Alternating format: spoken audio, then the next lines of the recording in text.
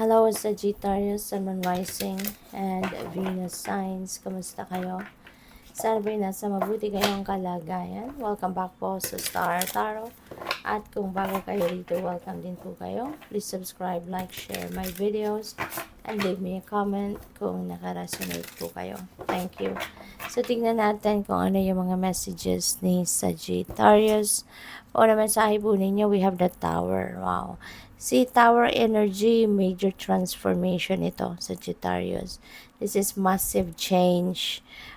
Meron ditong mga pagbabagong biglaang mangyayari. Pagbabagong hindi mo to plinano, hindi mo to ginusto. You know, ni sa hinagap ninyo, wala ito. But, this has to happen. No? This is the divine universe going to intervene in your circumstances dahil kailangan ng mangyari ang pagbabagong ito. Okay? There is some kind of a distraction na mangyayari rito sa kung ano man ang area of life na to para kailangang sirain yung sitwasyon na to para makaalis ka dyan. Kasi otherwise, you are not going to leave that situation. Diba? Kasi you're hanging on too tight sa sitwasyon na yan. So, pwedeng trabaho yan, relationship, family, mga ganon, or other areas of life. But definitely, malaking pagbabago ang mangyayari dito. Maaaring magulat ka, maaaring ma-overwhelm ka, magalit ka. So, it could be mixed emotions dito ang pwede ninyong maramdaman. But, sa una lang yan, na medyo magkakaroon kayo ng emotional discomfort. Pero, at the end of the day, when you reach that point na nandoon ka na, so sa lugar or sitwasyon kung saan ka dadalhin ng pagbabagong ito, magiging masayang-masaya ka, no? At maaring magsisi ka pa na masasabi mong sana pala noon pa to nangyari, 'di ba? Noon pa to kayo na lang ang gumawa nito noon pa, 'di ba? Kasi ito this is something na talagang you will be in alignment with your destiny. This is somewhere na talagang bonggang-bongga yung ninyo, yung madadatnan na sitwasyon dito. You know, kaya magiging masayang-masaya ka, you will be fulfilled kasi nga ililinya ka na ng universe dito sa destiny mo. Kaya magiging you are going to definitely embrace this this happening sa buhay mo. We have High Priestess, always listen to your intuition, lalo-lalo na sa lahat ng mga pagbabagong ito na pwedeng mangyari sa buhay mo. Lagi kang makinig sa inyong intuition so that you will be guided accordingly, you will be enlightened, you will be shown the way, 'di ba? Para siguradong mapupunta ka doon sa lugar kung saan ka dapat makapwesto. Okay? So, what else? We have the moon. Ayan. So, parehas sila. You know, halos parehas lang ang sinasabi nito ni High Priestess. So, napakalaki, napakalakas ng reminder sa inyo rito, Sagittarius, no? Na you need to be aware, no? Kung anong sinasabi sa iyo ni ni intuition ninyo. Okay? Kasi pwedeng maguluhan din kayo, no? Pwedeng ma-confuse kayo, bakit kaya nangyayari to sa akin? Maybe there are going to be a lot of questions sa sarili mo dito kung bakit nangyayari ang mga to.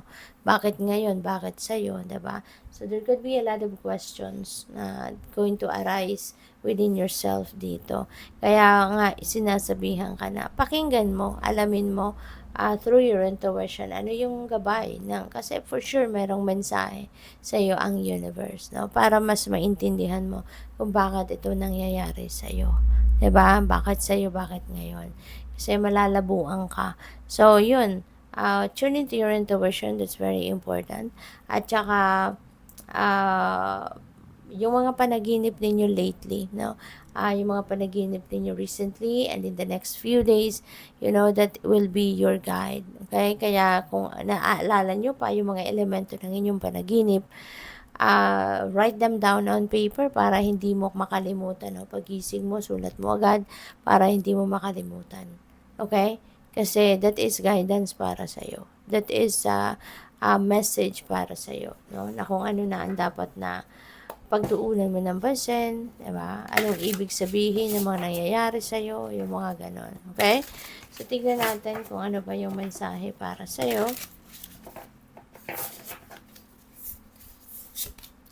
Manifesting and doing, which is really beautiful. Kasi hindi lang kayo nagmamanifest, hindi lang kayo nagsusulat, nag-journal, nagre-ritual, nag-spells, hindi lang yun ang ginagawa ninyo, but also you are definitely taking action kung ano talaga ang pangarap ninyo, ano tong minamanifest ninyo, ano tong gusto ninyong makita sa realidad ninyo.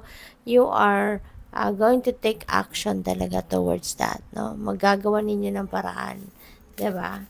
So maganda 'yon na ina-align ninyo yung sarili ninyo doon sa gusto ninyong mangyari, sa kung ano gusto ninyong makita sa realidad ninyo. You have change maker, make waves. Ayan. So change is really coming your way. There is change talaga that you will be embracing sa ngayon. Wala naman tayong magagawa, di ba? Hindi natin yan makokontra, but we really need to just embrace what is happening. So, kung ano man ang mga pagbabagong ito, pwede rin na sasabayan mo to. Diba? Meron mga pagbabago na gagawin ang universe sa buhay mo, and maybe this is the time also that sasabayan mo to. May iisip mo na, teka lang, diba? Ganito na lang din naman na nangyayari. Might as well, diba? Baguhin ko na din yung mga gusto kong baguhin. So, what else? We have gratitude again. At ipagpapasalamat mo yan. No? There are so many things, so many blessings na po pwedeng dumating sa buhay mo sa ngayon na mga hindi mo inaasahan.